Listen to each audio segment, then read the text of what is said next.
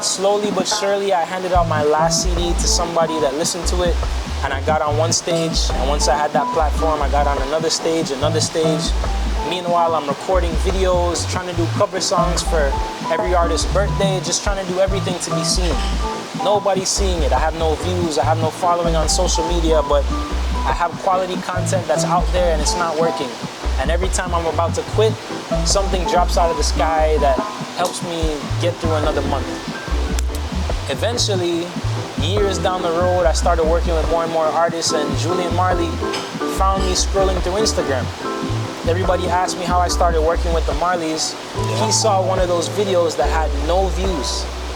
So even though it didn't have much views, all it takes is the one right person to see it, for you to get to the right place. You just have to keep putting out content.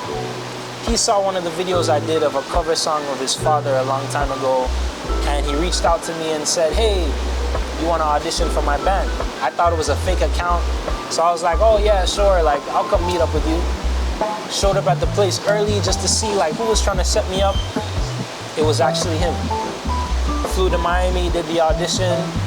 The rest was history. I've been with him for 6 years now as musical, well, not 6 years as musical director, but musical director now. I've been playing with him for 6 years, but all a part of the musical journey and just keeping to it. And now is when my family and friends are like, oh, I always knew you could do it, and oh yeah, my son is doing all these things and he's traveling the world. When I booked that one-way ticket to California, everybody was like, oh, your own. We're waiting for you to fail.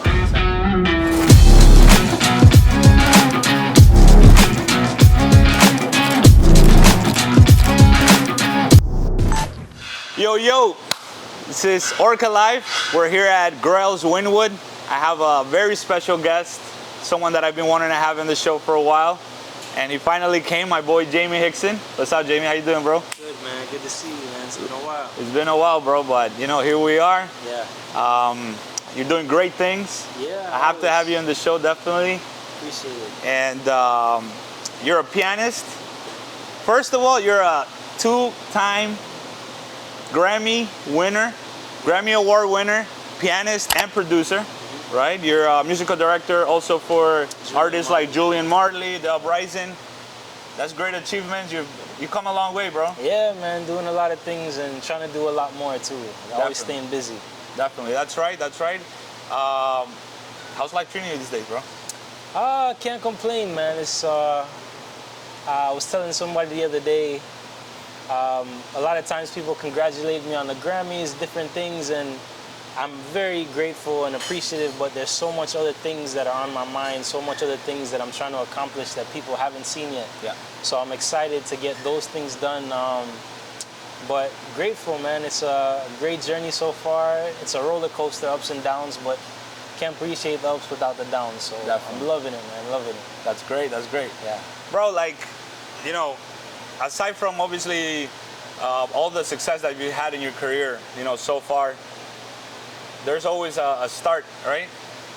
Where does all come from? Like, where are your roots? I know you're Jamaican, but did you grow up in Jamaica? I grew up here in Miami. So, oh, you grew up in Miami, okay.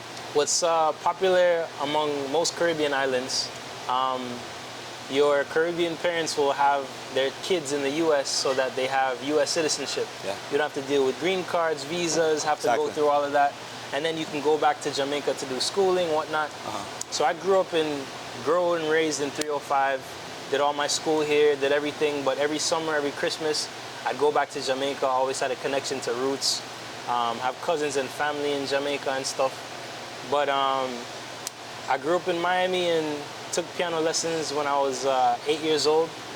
A lady named Miss Mac, Joan McMorris. She's who I named my first composition after. Okay. She's who I named my music label after.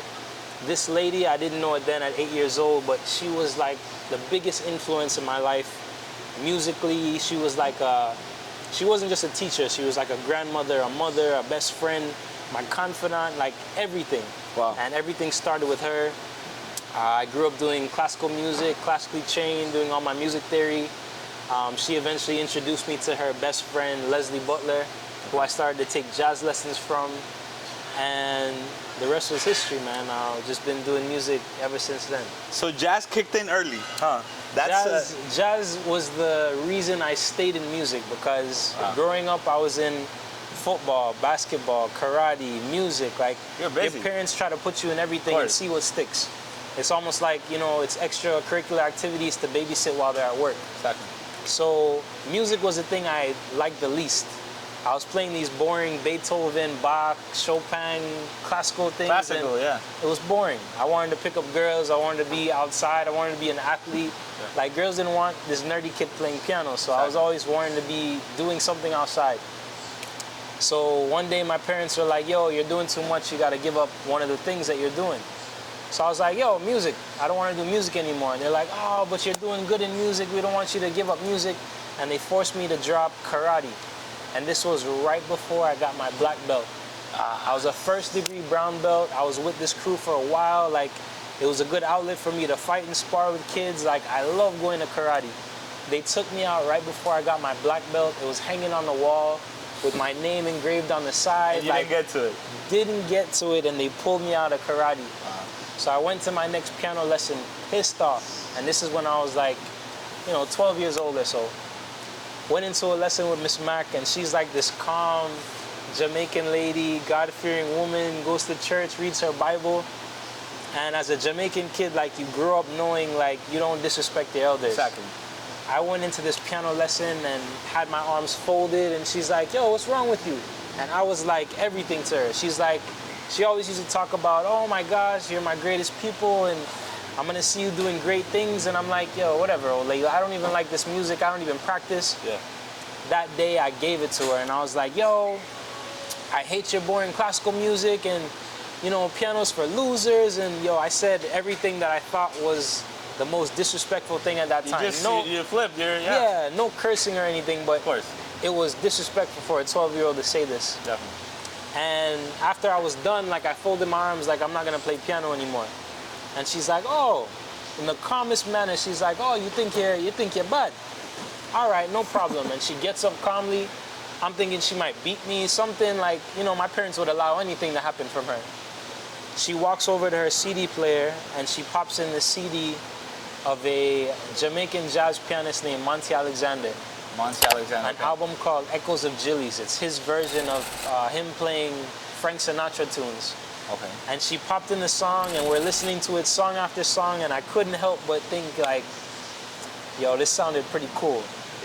Obviously it was a difference from classical. That's what you were listening. I just told her, like, piano was trash, and, I gotta swallow my words now, so I was like, well, from now on, we gotta play that stuff. And she's like, no. The deal is, you can start to learn jazz, but you have to keep going with your classical piano. We can do both at the same time. That was the deal. Okay. And from then on, I started taking jazz lessons while I did my classical piano, did them simultaneously, and I started to appreciate classical music after a while. Was doing a lot of competitions, but jazz was what allowed me to develop my ear. And I started to play, Boyz II Men and Destiny's Child and songs off the radio. Yeah. So now I was doing a cool thing with my piano that could relate to, like, kids my age at school. Like, exactly. I could play It wasn't as piano. boring again, right? Yeah, I could play songs off the radio for girls now. So even though I wasn't playing football, I could play a little bit of piano. Radio-looking type music, right? Yeah. Okay. So you related more. Yeah, and that's how I fell in love with music, where my parents didn't have to force me into it anymore. But the teacher, she knew how to do it, though. She was everything, man. She was, cool. And she did it in the calmest way. She could have snapped on me. She could have quit me as a piano student. Like, she was the calmest, like, the best ever. Like, there's nobody in this earth that I've come across like this woman. So everything I do is because of her, and I make sure every podcast interview I do, everybody knows about Joan Miss Mac McMorris. Joan Miss Mac McMorris. Wow. Yeah, there's always that one person in your life that, kind of, takes the route, right? Makes it easier for someone to understand where they're heading. Yeah, man. And so she was that person for you. She was it, 100%. So jazz came in early, and then the reggae. How did the reggae come in?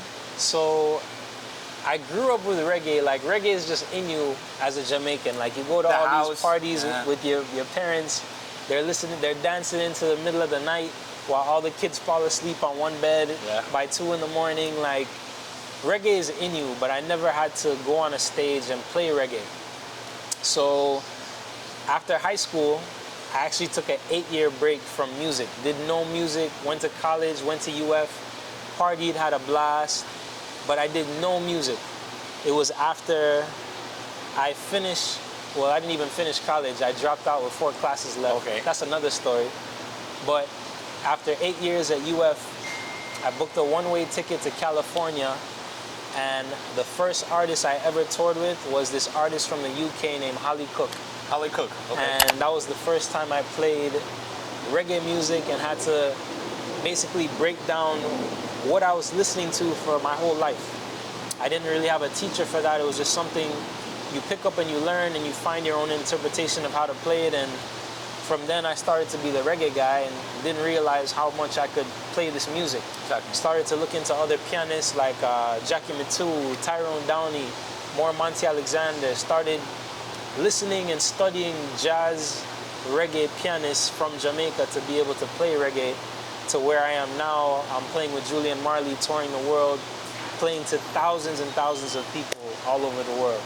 That's pretty cool. That's pretty cool. So that's where the whole jazz and reggae kind of married, right? Well, because I came from classical and jazz, once I started doing reggae, I started playing them together. So when I'm practicing and stuff, I don't have an artist that's singing, so I gotta kind of play melodies on my own. I love to improvise, so that's how my first album was born in 2013 in my college town. I used musicians right there locally in Gainesville and recorded my first reggae jazz album, and that's when I fell back in love with music. The album was called Take Flight in 2013. 2013, Take Flight. How old were you? I was,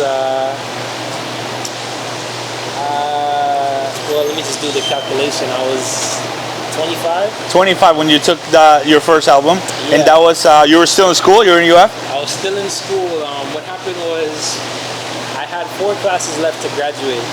I had a job lined up with Ford Motor Company, who I'd done 2 back-to-back internships with. Just had 4 classes to graduate from UF with my engineering degree. Yeah. Didn't do any music up to this time. I just had a piano in my room. I used to play and practice, but you were focused in school. You were doing your thing. I wasn't focused on school, but I wasn't doing music. Okay. So there was a dean of engineering that was there. I have to actually find out where he is in life right now. His name was Dr. Hartman. Okay. I wasn't focused on school. I didn't care for engineering. I was just book smart, so I was able to get through with a C in whatever class just to kind of get through. Yeah. But I didn't really care for it. Even when I got a job with Ford Motor Company, amazing opportunity. Any other engineer in my school would have loved to have that opportunity. I was just like, you know, whatever. I didn't like the town. I didn't like the engineering. It was too easy to do. Like, I was running circles around this corporate life, and it wasn't for me. So Dr. Hartman knew that I did music and knew that I didn't like engineering, but he kept encouraging me like, yo, Jamie, all you gotta do is finish. After you're done with your engineering degree, you can go do music. He actually did research himself and found a bunch of master's programs for schools that I could go to for music that required. He knew that was your passion. He saw that, yeah. Yeah, and this is like the top dog in engineering in my school. Exactly. I'm on probation. They're ready to kick me out of the program, ready to kick me out of the school. This guy always signed off and was just like, yo, Jamie, I know you could do it. I'm not even gonna ask you, forget about the probation, just do your work and get through. Dr. Hartman saved me for like the last 2 years where I decided like, look, I'm not gonna joke around, I'm gonna finish school. In my last semester, Dr. Hartman takes another job at another school. And they didn't have a dean of engineering, and they had a temporary guy step in. I hated this guy. His name was Dr. Toy. Never had a class with him, but he was this Asian guy, and he was an asshole. So he had never seen me before, never seen my grades before, and dropout period comes where you gotta get your classes, and I didn't do it in time. So I gotta go to the dean for him to force add me into these classes, because and you don't know the guy, so you don't have the same connection you had with. Rapport with him. So, but he has to put me in the classes because it's my last semester. I have to get in these classes to graduate. So he types in my ID and he looks up my entire record and he's like, oh my gosh, you should have been kicked out of the program a long time ago. Like, what is this? And I'm like, look, man, I know you don't know me, but you know, you could talk to Dr. Hartman. Like, I haven't failed a class in years. Like, I just need these 4 classes. And he's like, oh no, I'm not comfortable with adding you to these classes. I need to look into this more. And I'm like, dude, I need to get into these classes to graduate. It's my last semester. Oh no, I have to talk to some teachers and whatever. The engineering department was going through a bunch of changes at that time when Dr. Hartman left. They even wanted to make kids more well-rounded. So one of our classes now, half of the semester we had to take ballet. What the? Like, it was getting ridiculous. It was, like, yeah. So he changed completely once it changed once Dr. Hartman left. Okay. But I was like, look, I know you're gonna add me to these classes, so I attended all the classes that I needed to go to, even though I wasn't on it on paper, and my teachers knew what was going on. For weeks and weeks and weeks, there was a lot of changes. I couldn't get in touch with him. Long story short, he didn't get to add me into these classes. And the teachers were like, yo, Jamie, we appreciate you coming to class, but once it comes time for your first test, we don't know where to keep your grades. Like, we can't submit it in the system. Unfortunately, you're gonna have to take off the semester. So I'm like, damn. It's the first time I'm taking off an entire semester and I don't know what to do. Like, I'm not doing school, like, I still gotta pay rent. You just had a piano in your room, that's all. I decided that I was gonna record my first album. How did that come up? Like, blessing in disguise. I had no school, I had nothing else to do, so I'm like... Once again, you're like, music is where it was your safe place, right? Yeah. So I found music, and in that year in 2013 when I wasn't in classes, I recorded my first album, found some local jazz musicians, taught them some reggae. Okay. The album didn't come out exactly the way I wanted, but it was still my first project, and it was the foundation of like me starting music. And I fell back in love with music.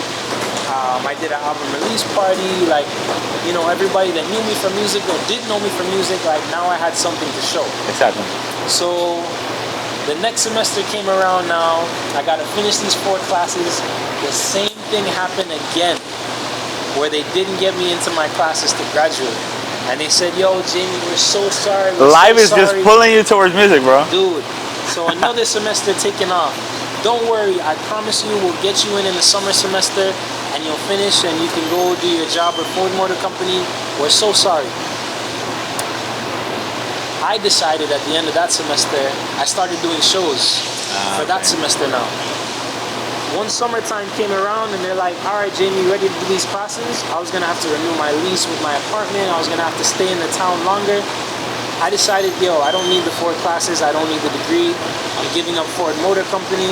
I'm booking a one-way ticket to California to restart my music career. Making moves, My decisions. parents, my friends. Of course, bro. I mean, you were right there. Everybody was just like, are you crazy?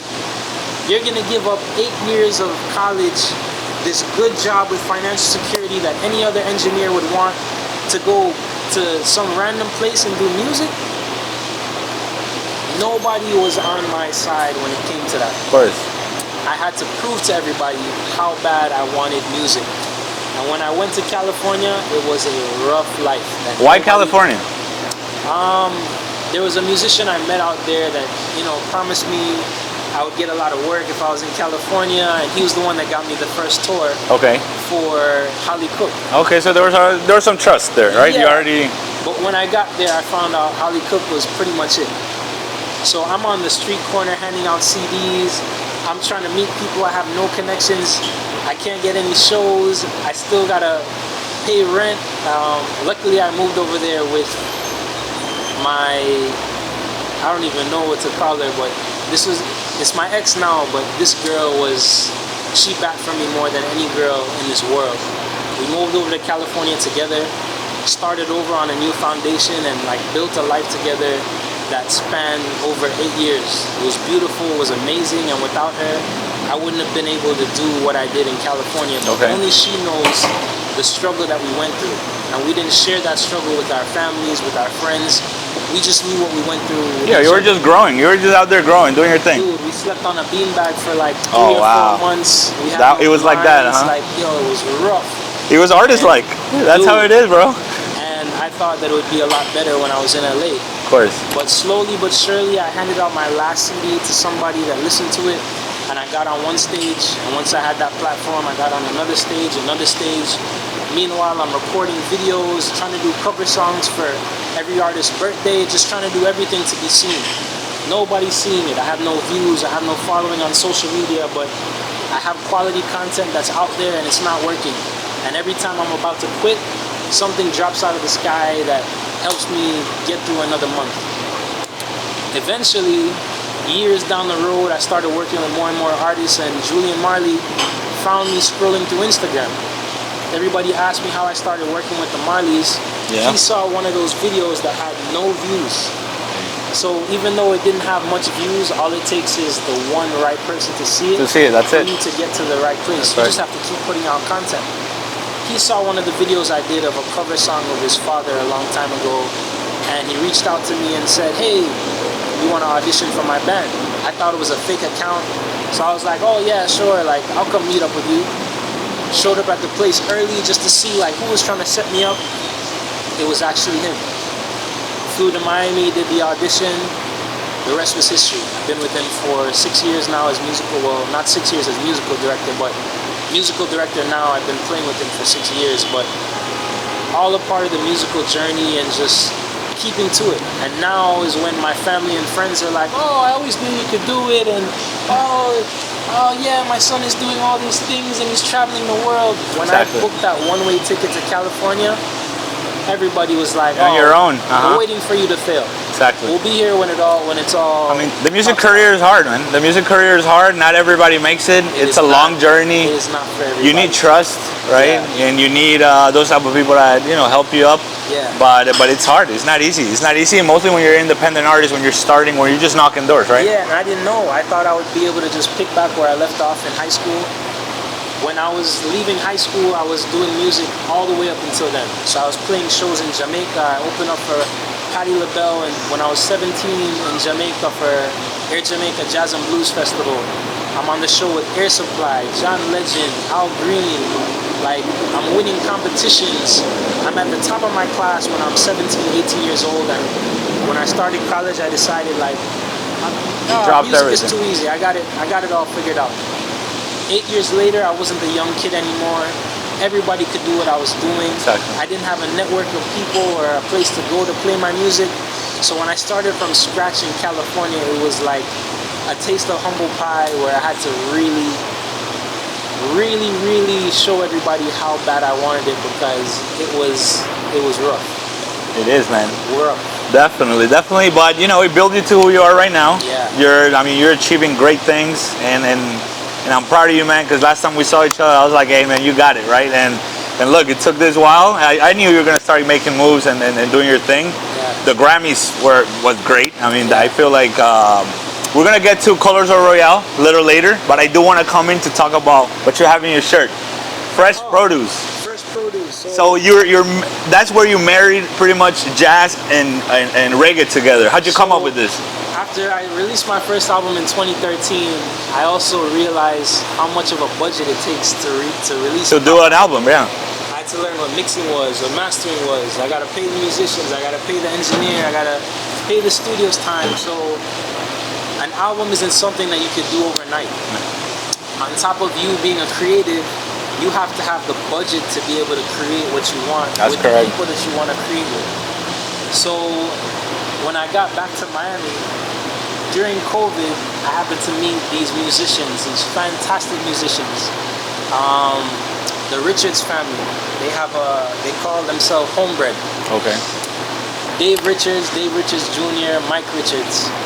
And met them during COVID, and they have a studio out of their house, and we did jam sessions during COVID when everybody was locked up.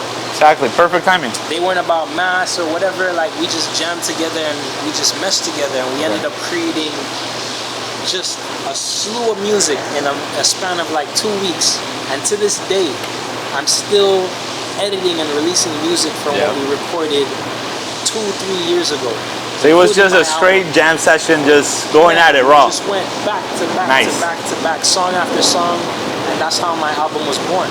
Off of these songs that I later on went to clean up and produce, mixed and mastered, promoted it, but it took a good 2 years to release this project, and I'm still releasing rhythms and songs from the project and releasing other artists. I was able to start my music label, Miss Mac Music, off of this album, but this was more of the reggae jazz sound that I wanted to create in 2013 that I couldn't do with the local jazz musicians in Gainesville. Exactly. With more budget, more idea, more experience, right? Now you're doing... I wanted the foundation to sound more reggae and me play jazz on top.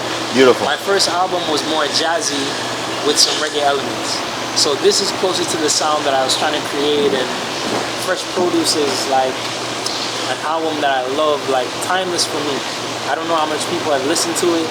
I pushed it as much as I could with the budget I had, but I feel like it's one of those albums that 10, 20 years down the road, people are going to go back and listen to it and appreciate it even more. Definitely. And I feel like it says, right, it was handpicked. Yeah. It was beautiful, bro. I love the EP. That was, how many songs there are in Fresh Produce? I think it was it 11 tracks or 12 tracks? I'm not sure. 11, 12 tracks, yeah. But it was great. I went through it. I was actually listening to it last night to get in the groove. Yeah. Once again, jazz and reggae. Give me 3 artists, 3 legends from those 2 genres that you like to do a jam session for. Monty Alexander. Okay. For sure, because of that story with Miss Mac that turned me into a fan of jazz. Leslie Butler, my piano teacher. Okay. A person I look up to that's still teaching me lessons to this day. And Errol Garner, my favorite jazz pianist of all time. Love his style, love his swag. I still watch all of his old YouTube videos and clips to this day, but those are like my top 3 jazz pianists of all time that I could listen to any day. Timeless artists. You feel like you're implementing anything of them in your music? 100%. Like how you perform nowadays? 100%. I feel like I take a little bit from every artist that I love. I take a little bit from reggae artists that I love. Exactly. I take a little bit from bossa nova artists that I love. Sergio Mendes. Beautiful. Gilberto Gil.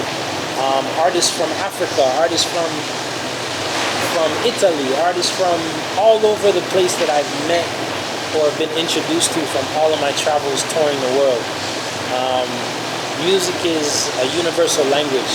So even if I don't speak Portuguese or Spanish or whatever it is, you understand and you feel what a musician is playing. So I've been meeting more and more musicians over time that falling in love with. Like there's a great Cuban pianist named Peruchin from back in the 40s that I listen to his music. Like he released an album yesterday. Artists that are just amazing that maybe didn't get the credit that they should have gotten during their time, but I appreciate them to the max. 2024. Music is a universe, and I feel like artists are always in the search to find their sound. Yeah. And they're always searching and trying to like get a little bit of everything they hear, and you're always just in the search for more and more and more. Yeah. I consider myself, I'm always trying to curate as much as I can, and I feel like it also inspires us to make better music. I listen to albums. I go back to like the 30s, bossa nova, 50s. I go to Lebanese jazz. I mean, we've gone through a lot of records, and I always end up finding that type of music I'm searching for in my music when I'm creating, right? Yeah. So, how do you feel like being a producer? Like for you, when you're doing, your live performances, how does that connect with when you're producing? So, with production, you have time to sit down with the song for days, weeks, months, years, and get exactly what you're trying to get. You can experiment, you can twist and turn, you can take off the bass, you have time. You can add bass, you have time to build it up. Exactly. Live performance is right now, instant. Exactly. What's in your mind right now? What's in your heart right now? What are you feeling? Are you going through a breakup? Are you going through a new relationship? A death in the family? Did you just win a Grammy? Did you just buy a new car? Like whatever is going on in your life at that moment comes out in your music in a live performance. That's what's happening right now. You can only get that today, that one unique thing. When you produce, that's your signature. You have time to recreate before you show it to people. You have time to polish it, clean it up, touch this up, and then you present it the way you want it. Exactly. So it's very different, and I love both. Live is right now, and I love what you get from live because you yourself, it's an experience for you. You don't know what's gonna happen live. So it's fun for me to see what I come out with, and I surprise myself. And I tell people all the time, when I'm playing piano and doing live shows, it's like an out-of-body experience. I'm watching myself play, and I'm doing things with my hands that I couldn't do if I sat down and tried to recreate. If you had the time, you were just actually, you're live. I'm doing stuff, and it's almost like I'm taking credit for somebody else's work. Like I can't believe what I'm doing or what I'm feeling, and it's in the moment, and it's amazing. You can only get that in that moment. Exactly. Production takes forever. You're your worst critic. You're like, oh, is anybody gonna like this? I don't want to share. You doubt yourself. Then Exactly. by the time it's ready 2 years from now, that's not the feeling you're feeling anymore. So you're like, maybe I shouldn't even release it, which is what happened with Fresh Produce. By the time I finish it 2 years later, I'm like, man, I could have done this better. I could have done this other thing, but let me go ahead and release it. And Exactly. I loved it. People But it wasn't the vibe you were well. feeling when you started it. Right. Yeah. So that's the difference between production and live, but I love them both the same. What year did you start being a musical director for Julian Marley? I think they officially gave me the title like maybe 3 years ago. Okay. I started to become like, parts started to move during COVID, and I went through a lot with Julian personally, and we grew together. We were born on the same day, like we relate, had a lot of reasonings, a lot of conversations. We had a similar vision on how we wanted to build a band and stuff. So the title to me is, It's just it is extra. what it is. It's just, I'm invested In the family, exactly. Yeah, like I want the best for any band that I'm in. And sometimes I want more for the artist than maybe the artist wants for themselves. Yeah. So that's the only struggle sometimes. But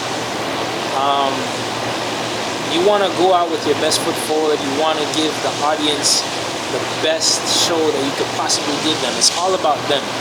And the stories you hear when I travel to France, Spain, Malta, the Canary Islands, Morocco, Exactly. the stories that these people come with and tell you as to why they came to the show or what they felt after the show is motivation for you to keep putting your best foot forward and giving them the best music possible. Like, we're changing lives with music, and we have this gift, this God-given gift, that if you don't use it, you lose it. So it's like our job to do the best thing that we can with this talent that we have. Otherwise, it's a waste. Create moments, memories everywhere you go. I feel like that's what you guys are trying to achieve and bring to the crowd. And hearing these people's stories lets you know that what you're doing is meaningful. Definitely. Like I had somebody in France come to me a couple of weeks ago. They came there with their girlfriend, and their girlfriend is sick and dying. And one of her dying wishes was to come see a Marley in concert. Something so simple. I could see a Marley in concert any day. The Marley brothers are on tour right now. I could go see Ziggy, Julian. I take it for granted, the artists that I can see. One of her dying wishes in her life was to see any Marley perform live before she died. She came to see our show. We didn't know that before we played the show. We played our best show possible, and she loved the show. Was in tears with her boyfriend after the show, and they told me their story. And those are the beautiful moments that you get when you travel the world. Like, they just want a picture, they just want to touch you, they just want to see something. And for us, it's such a simple thing, and to them, it's the world. Exactly. So it's an emotion. You guys are. It's more than just music, right? Yeah. So to do this little thing for us as a big thing for the world, like, man, I love it. Man. That's very inspiring, bro. How do you balance, let's say, your vision of production and the production side with Julian's, legacy as a reggae artist? How do you balance that with him? Well, when you collaborate and you have more than one person to look over a song, if you trust your own quality, and I trust Julian's quality, and I trust this guy's quality, and this producer I work with, and this musician, if everybody in the room thinks that what you're doing sounds good, somebody else in the world is also gonna love it. Exactly. But when you're the only person sitting with your project and you're like, oh man, I like it, oh I don't like it, you know what, nobody's gonna like this. Teamwork. When you have that collaborative effort and everybody in the room likes it, at least you have a collective of people that have good taste in music. If they like it, somebody else in the world is bound to love it. Don't worry about who's gonna like it, who's not gonna like it. You can't please everybody. You're always gonna have critics. But if you're doing a collaborative effort with musicians and producers that you trust, it's bound to be good to at least you guys. Exactly. You're not gonna release something that you thought was shitty, like, you know, I don't really like this, but you know, I'm gonna release it anyways. You're gonna do it to the best of your ability and say, man, I hope everybody loves this. And when everybody says, oh, Orlando, this was trash, we don't like it, well, I liked it. Exactly. There's gonna be one person out there that was like, yo, your shitty album changed my life, man. Nobody else liked it, but I love that track number 3. And they're like, oh my gosh, track number 3 is my favorite. Yeah. And it's somebody in a small island in Mauritius off of the coast of Africa. And everybody in Mauritius is listening to your music, but nobody in Miami is listening to it. You go to Mauritius and you're playing to a crowd of 10,000 people. You try and do a show in Miami, you're playing to 10 people, your family and friends. So on a global scale, when you release your music, there's people listening to my music in Japan and I've never been. Exactly. There's people listening to me all over the world in places I've never been, and when I go there for the first time, they're like, you're Jaime Hinckson. You're that guy that played with Holly Cook in 2013. I love your first album, Take Flight. And you're just like, wow. And you think that no one, exactly, yeah. When you're in your little small circle or in Miami, sometimes it feels like nobody's watching, nobody's listening. You go to Brazil, you go to somewhere else, and you realize you have fans that really appreciate your music and what you do. Definitely. Nah, it's like, it's a journey, bro. And I feel like in music, I'm always, you know, as a creative, I'm always talking to a lot of people in the creative world, and it's, you know, you're always trying to sell an emotion. You're always trying to sell a storyline, right? And I feel like reggae also has that deep feeling of like, you know, friendship and wanting to hug each other while you're watching somebody perform live. Yeah. I myself see it every time I'm in a reggae concert. I feel like it brings a different type of vibe into your heart, and it's not just for the ear; it's also for the soul. Definitely, right? Man. Reggae is a positive music. Definitely. So like, you can't help but dance and smile when you play reggae music, and the reggae music of old, the foundation of reggae. You have people coming from the ghetto in Jamaica that use reggae to tell their stories in the most melodic, beautiful way ever. Yeah. So even though they're talking about serious things, they deliver to you in a way where people are listening to these ghetto stories to this day, and they still dance and smile to it. Yep. It's not every Bob Marley song that says one love or is talking about something happy. Yeah. If you listen to his songs, there's a lot of stories about growing up and the struggle and the streets, drugs, everything. It was was an outlet for them to deliver their music to the people and show reality into what their lives were, right? But overall, they turned it into a positive. Yeah. Because even though they're singing about the struggle, they have a smile on their face when they're performing these concerts and singing these stories to you. So you can't help but smile and dance with reggae music, which is why I gravitated so much to it so much. And it's a timeless music, and mixing it with jazz. It's your roots, bro. It's your roots. That's where you come from. Yeah, man. Grammy Award-winning album, Colors of Royale. That was crazy. That was a great album. Yes. Congratulations on the Grammys for that.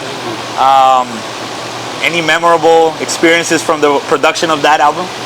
That was actually my second Grammy. The year before, I won a Grammy for doing a couple songs with Kabaka Pyramid on the Calling, with Julian Marley. So just working on these albums and being in the same room with these creatives, you don't know that you're going to get a Grammy, and you're not necessarily recording this music to get a Grammy. You just know that you're going to submit it for a Grammy Award, and you know, we'll see what happens. But you're just trying to put your best foot forward and release your best music. So working with an artist like Kabaka, his album is amazing, and to be a part of that project musically was an honor for me. And then after the fact, it's brought out that you end up winning a Grammy also, and you have this accolade to put in your pocket. Like, that's amazing. Same thing with Julian. Working with Julian and doing these songs. I did the vocal production with Julian on Colors of Royal. So in the studio, just trying to get the best delivery out of artists, trying to get the best out of him. So, you know, he might be singing and, you know, I'm the second opinion to say, no, that wasn't good, you could do it better. Yeah. Stressing his voice in the studio. Pushing for better, pushing for better until we have something that we can work with. And then, like you said, you release the album and down the road, if it ends up winning a Grammy, fantastic. If it doesn't, it's still a project that I'm a part of that I love to be a part of. So winning the Grammys is just the icing on the cake that you get afterwards. Like, a lot of people see it as a huge accolade and people use it to advertise me, but it's just in addition to just creating good music with people that I like to do music with. With, you know, all the influences you've had in your career, you feel like your sound has elevated? Has it, you know, transformed in a different way throughout all these years? By day. Like, every day I'm doing something new. Like, just before coming here, I'm producing another artist on my label named Kiara. We've been working on her album for a couple of years now, released a couple singles, but using her album and other people's productions as an experiment for myself as a producer, I get to push my limits and experiment and try new things. Of course. So my style is always changing, and I'm listening to these old records from the past, and I'm still listening to Marvin Gaye records and, you know, Monty Alexander and all my favorite influences. I barely listen to new music. A lot of times people are listening to what's on the radio now, what's popular now, what's making money now. Let me try and produce something like this so I can make money. I don't want to do that. I don't want to create what's already been created. I respect that big time. I want to find my own niche, and then somebody said, yo, you heard that new Jaime Hinckson record? Let's make something like that.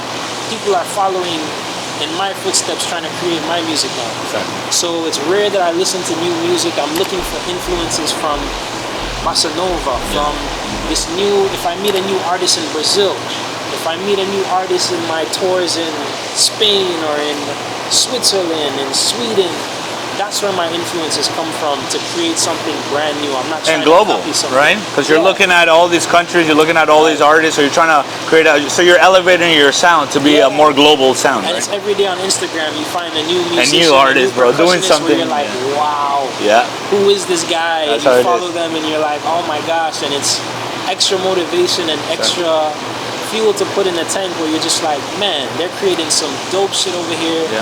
I want to create some dope stuff over here. I'll even reach out to them and say, hey, I love your stuff. Let's collaborate and do something together. And that's why I end up doing a lot of my collaborations all over the world. How do you balance that, bro? Like life and just creativity itself, being in the studio and working on your stuff. I just try to say yes to everything. Okay. I saw a video with DJ Jazzy Jeff the other day, and he said, don't die with the music inside of me. I have music pouring out of me every day. I'm singing a melody in the shower. I'm singing in the car. I'm singing in my sleep.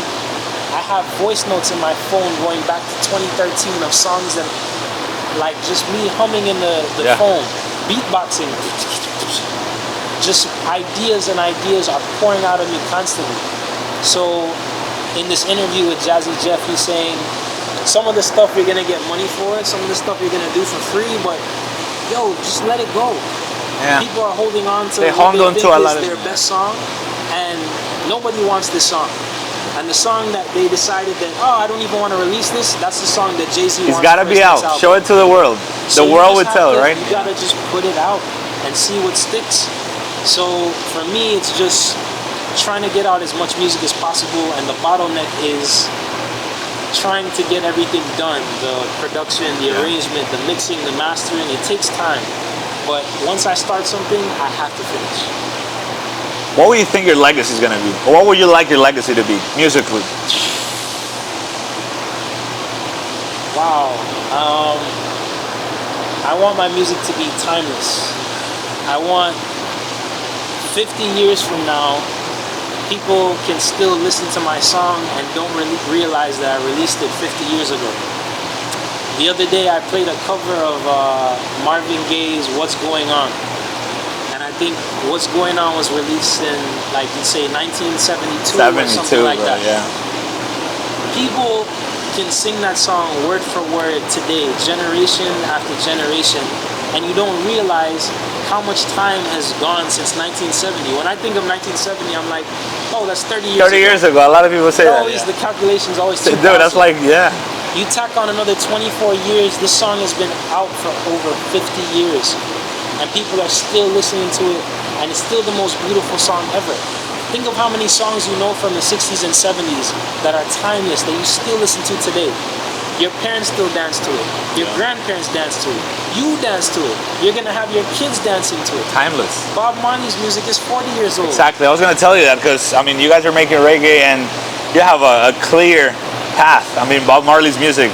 Yeah. Is it ever gonna die? No. I mean, I feel like it's timeless type music that it's always gonna be in someone's collection. Yeah, and that's what I want. When these people are creating that music in the 1970s, they're not thinking about what's going to happen after they're long gone. Just making beautiful music. That's They all. just want to make beautiful music. Make authentic, good music, and it'll stand the test of time. All this mumble rap and all this stuff that's hot right now, it's on the Billboard charts for, a couple months. I don't think that'll stand the test of time. I mean, it's also commercial, right? Yeah. It's very commercial. A lot of people are trying to follow that because they want money now. They want stuff now, and there's nothing wrong with that. But the music I'm creating, I'm not thinking about making money off of it. I just want to make great music that my name is attached to. I don't want somebody to pull up a song and be like, yo, that was Jamie. I want them to pull it out and like, yo, that must be Jamie. Exactly. So I guess when it comes to legacy, I want my music to be here long after I'm gone. Any exciting stories from touring? What was your best tour? This tour was pretty dope. Where'd you go? We went to France, we went to Spain, we went to Malta, Switzerland, Sweden, Germany, Morocco, England. Shit, how long have you been touring? This one was 2 months. 2 months, okay. But we went to some dope places, went to Canary Islands. Beautiful. I've been to Tenerife. Yo, it's another level. Awesome. We did Las Palmas. Las Palmas, amazing. Morocco was great for the short weekend that we were there. Malta is always amazing. I had to go back after the tour and chill out for a little bit. Italy was amazing. My first time going to the south of Italy. It's called Sorrento. Sorrento. Amazing down there. Beautiful. Great food, beautiful people. But touring the world, you get different perspectives. And that's the best thing. Like sometimes when you're trapped in the US, you turn on the TV, everything's about the election and Trump and whatever. When you're in Europe, it's a completely different world. They're just living, bro. Different things. Yeah. It's a different politics on TV. It's a different music. So I like traveling the world and getting a taste of other things because the US will always be the US. Jamaica will always be Jamaica. But when I'm in other places, I get to learn about what's going on in their country. Exactly. There's a lot of global things going on all over the world that we don't hear about over here. Dude, and also like qualities of life, the way they eat, the way they handle each other, what they're listening to, what they're looking at. What we were talking about earlier, how like the similarities between maybe Rio and some areas of Jamaica. Yeah. How people are just living, bro. Yeah. When I was in Rio, that was pre-carnival. It was raining. People were just getting wet and having fun. You see a smile on their face in flip-flops, just having the best time of their life. My favorite place in Brazil is a place called Salvador. Salvador de Bahia, beautiful. Oh my God, that's. I call it Minha Segunda Casa. Minha Segunda Casa, yeah. Because it's just like Jamaica to me. Yeah. It has the beach, it has the sunset, it has the culture, it has the people. The music, the vibe, yeah. Like, everywhere. When I go down to Brazil, I feel comfortable walking in favelas and different places that people say, oh, you shouldn't be there. You know, it's a dangerous place. The good thing about being a musician is good people and bad people like music. Exactly. So I could be in the favela and people will take pictures with me with their guns in the air like, oh! Just having a vibe, bro. The same way I can be in the uptown place with the posh people that like jazz. That's it. So as a musician, I feel safe everywhere I go because everybody loves music. I'm not looking to start any trouble. I always got good vibes and positive vibes. Like, I feel safe in Brazil the same way I feel safe in Jamaica. Exactly. You just have to know where to be, make sure you have, your wits about yourself. You can't be drunk in the middle of the road and expect everything to be safe. It's the vibe that Yeah. You're ready, right? But if you're a good vibe, bro, if you're just there to have fun, they also feel that from you. I'm from Colombia. I'm from Medellin, Colombia. The city was, back in the 80s, it was one of the most dangerous cities in the world. Yeah. But, you know, I've always recommended Colombia, even before when it was still dangerous. Now it's a paradise. Yeah. But before it was just like everybody, oh, it's dangerous, it's this and that.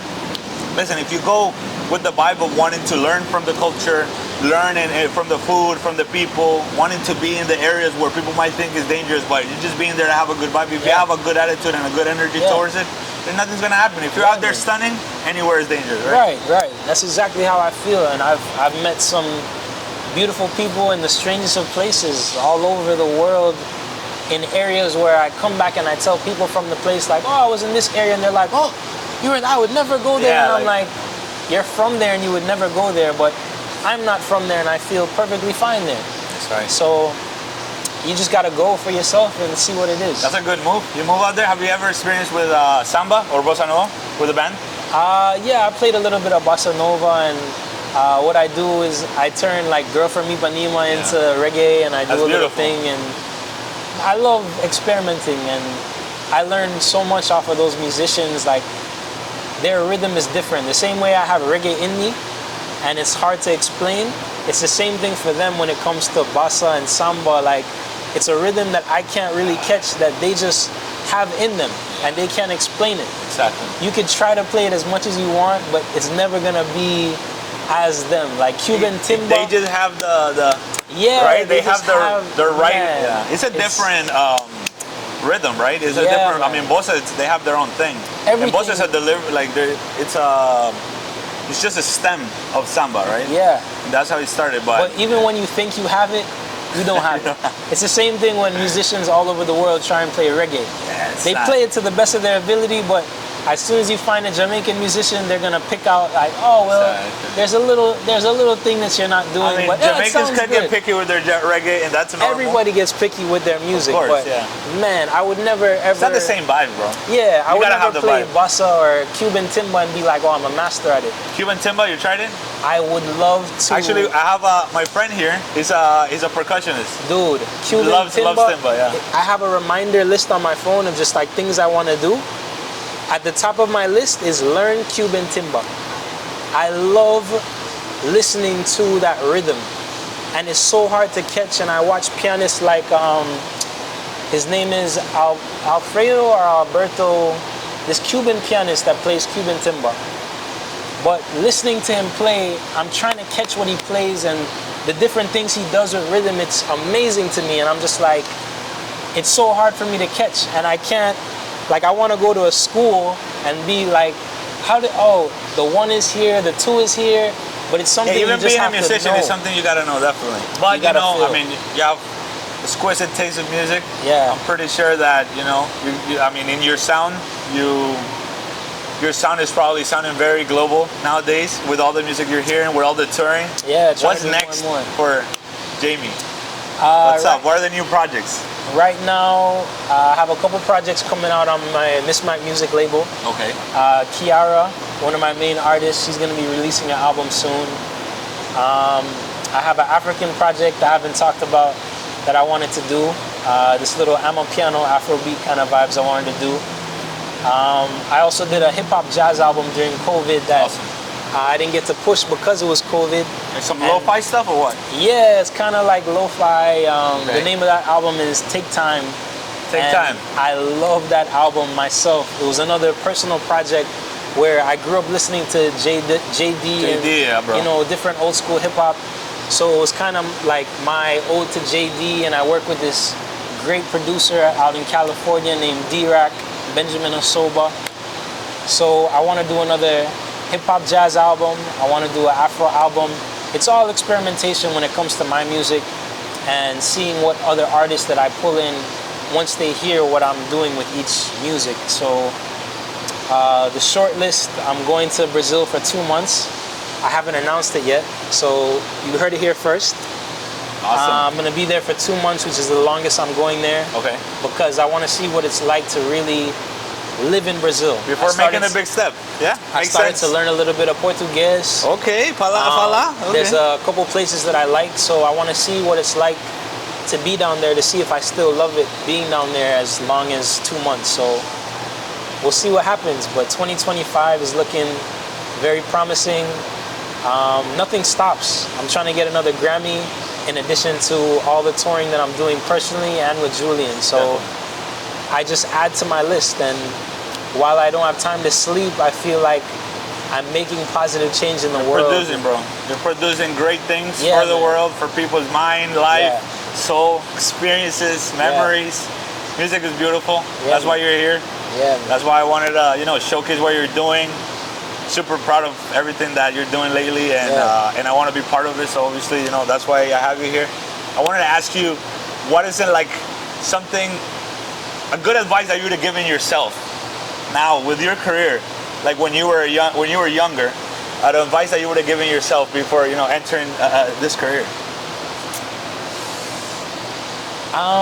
It's one of those things where, so during that 8-year period when I was in college, I could have gone to Berklee College of Music, I could have gone to Juilliard, I could have gone to Manhattan School of Music, I could have gone to a music school.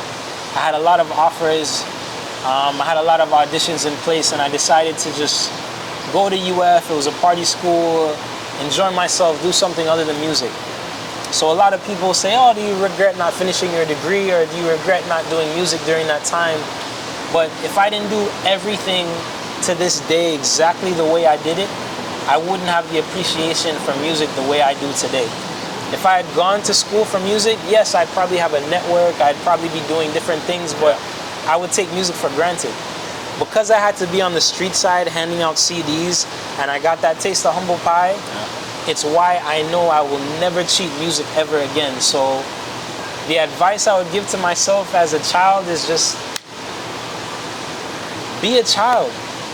Do exactly it is that you did. There was nothing that I would do different, because everything that I did, ups and downs, shaped me for what I'm doing today. I couldn't have done anything differently. That's great. That's great to hear. Would it be the same advice you would give somebody, maybe an aspiring artist that somebody wants to start? The advice I would give to an aspiring artist is don't do it.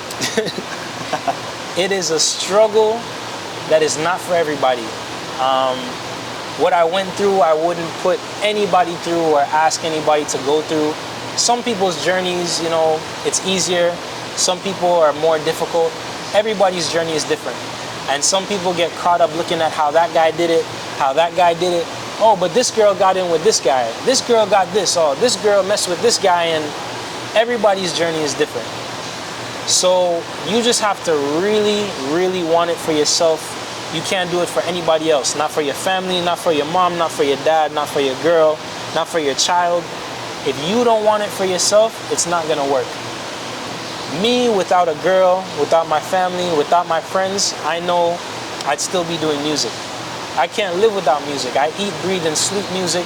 If I was on an island all by myself with a piano, that's what I'd be doing. I sing in my head all day. You have to want it for yourself before anybody else, and you have to know it's gonna be a lonely journey. You're gonna have a lot of doubters. You're gonna have a lot of people say that, oh, well, this guy did it quicker than you did. You're not doing good. Oh, your album's not selling well. Oh, you don't have that many followers. You're gonna have more doubters than people that believe in you. And it's only until you make it, you start winning Grammys, you start traveling with the world, that's when everybody's like, oh, that's my friend. Oh, that's my son. Oh, I always knew he could do it. I always knew. Now they're asking you for favors. Exactly. Now they're asking you for a leg up to do something that you had to bust your ass to do. And you have to laugh at moments like that, because it's a lonely journey. People don't know what happens behind the scenes, and you just gotta know that in yourself that, yo, it's gonna work. Plan A. Like I always think about, when I have a little bit of money, I wanna invest it so I have more money to invest into my piano and my career. And I started thinking the other day, and I was like, this is the investment. If I try and save money to go buy stocks and bonds to make more money, I'm investing time in doing this thing that I don't want to do. Like, making money is great, but I don't want to be doing stocks. I don't want to be doing that stuff. You don't want to be involved in that. All the money that I'm throwing into investments, I should be investing into my main investment, which is my music. That's right. It never fails. Buy that new laptop. Buy that new piece of gear. Buy all the things that you think is gonna make your music career bigger and bigger and bigger, and this will make you all the money in the world. And when you have what you think is extra money, throw it into all those things on the side that you don't even worry about. Oh, I want to buy an Airbnb. I want to buy a property. But all the money that you're making right now, don't forget what the main focus is. Your passion. Invest in yourself. It's never a waste of money. You could put all your money into this basket. It'll never fail if you believe in what you're doing and you have a goal, you have a purpose. So you have to remember that. Big words by Jaime Hinckson. Thank you very much, bro, for coming. Appreciate you for having me, man. Successful career. Keep doing your thing. Yeah, Super happy. Love to have you back. For sure. Maybe in a show. Yeah, after my next Grammy, I'll come in again. That's beautiful. Don't forget to subscribe to the channel. You know, check out all his stuff. He's doing great things. All his music. Shit, we got more stuff coming. So yeah, more to come be for here. sure. We're gonna be here for any album release. Yeah, I'd love to have it. Yeah, I'll let you know for sure. Thank you very much. Appreciate you, man. Bless up, bro. Bless up. You, ORCA Live. That's it, guys. Till next one. Bless.